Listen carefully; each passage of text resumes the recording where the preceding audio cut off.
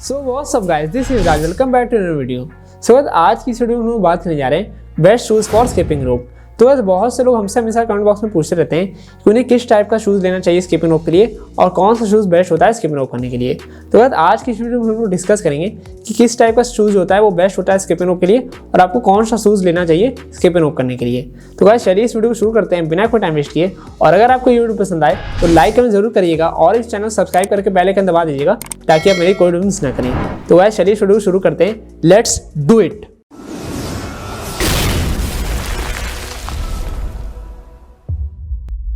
Alright guys, सबसे पहले हम लोग ये जान लेते हैं कि स्किपिंग करते समय आपको हमेशा शूज़ क्यों पहनना चाहिए।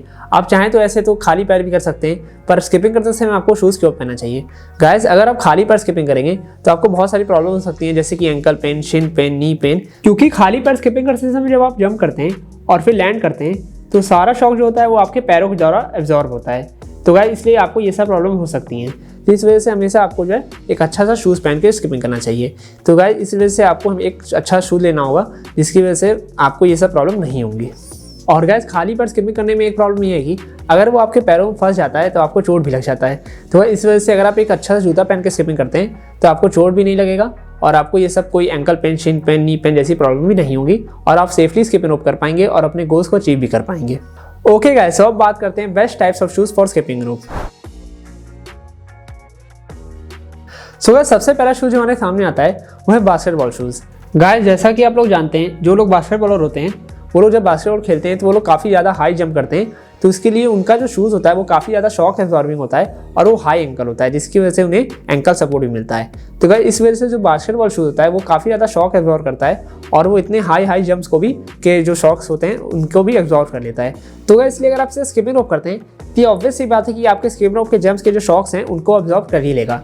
क्योंकि जो बास्केटबॉल में जंप होते हैं वो काफ़ी ज़्यादा हाई होते हैं। तो अगर आप स्किपिंग रोप में जितना जंप लेते हैं या अगर उसमें ये स्किपिंग रोप में अगर आप डबल अंडर्स भी करते हैं तो उसमें उतना ज़्यादा जंप नहीं होता है जितना कि जो बास्केटबॉलर्स लेते हैं डंक मारते समय जंप। तो गाइस इसलिए ऑब्वियस सी बात है कि आप स्किपिंग रोप करते समय जितना भी मैक्सिमम जंप कर पाएंगे उन सभी को ये बास्केटबॉल शूज़ जो है वो आसानी से एब्जॉर्ब कर लेगा। तो गाइस इसलिए बास्केटबॉल शूज़ जो होता है वो बेस्ट होता है स्किपिंग रोप करने के लिए।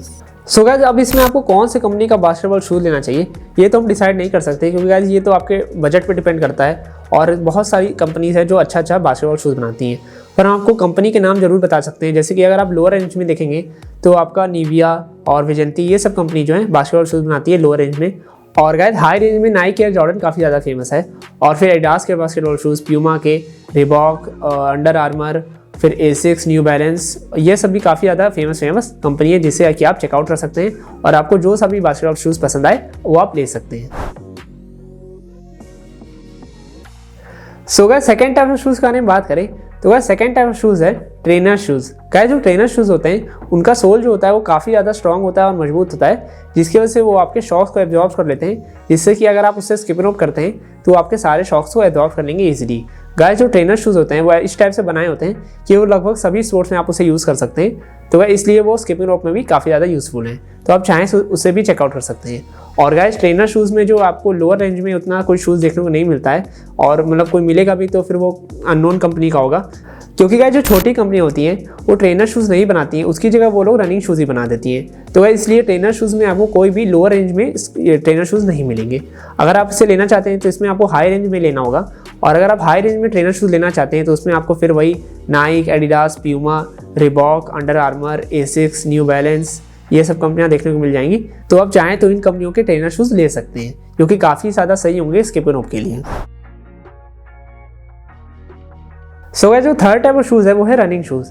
गाइस जो रनिंग शूज़ होता है वो कुछ इस टाइप से बनाया गया होता है कि जब आप उससे रनिंग करते हैं तो आपके सारे शॉक को एब्जॉर्ब कर लेता है।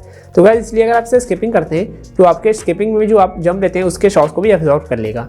तो गाइस जो रनिंग शूज़ है वो काफ़ी सूटेबल है स्किपिंग रोप के लिए। तो गाइस आप चाहें तो रनिंग शूज़ भी ले सकते हैं। और गाइस अगर आप रनिंग शूज़ लेना चाहते हैं तो इसमें आपको लोअर रेंज में स्पार्क्स, कैंपस, लोटो, निविया, सेगा, एशियन इन सब कंपनी के आपको रनिंग शूज़ मिल जाएंगे लोअर रेंज में।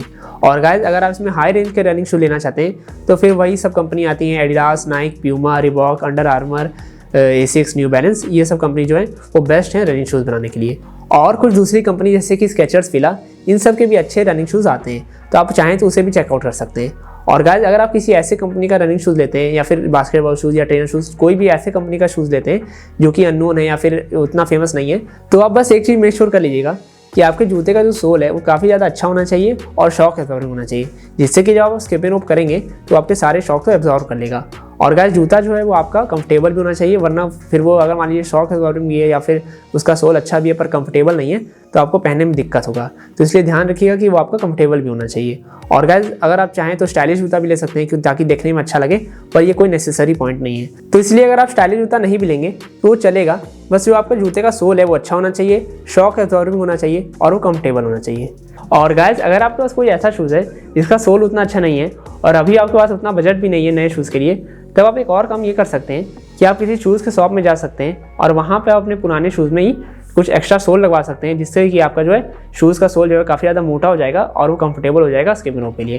तो गाइस आप ये भी तरीका अपना सकते हैं अगर आपके पास उतना बजट नहीं है और आप सस्ते में ही अपने शूज़ को स्किप एंड रोप के लायक बनाना चाहते हैं, तो गाइस ये भी तरीका आप चाहें तो अपना सकते हैं। सो गाइस इसलिए running shoes are good, trainer shoes are better and basketball shoes are best for skip and rope.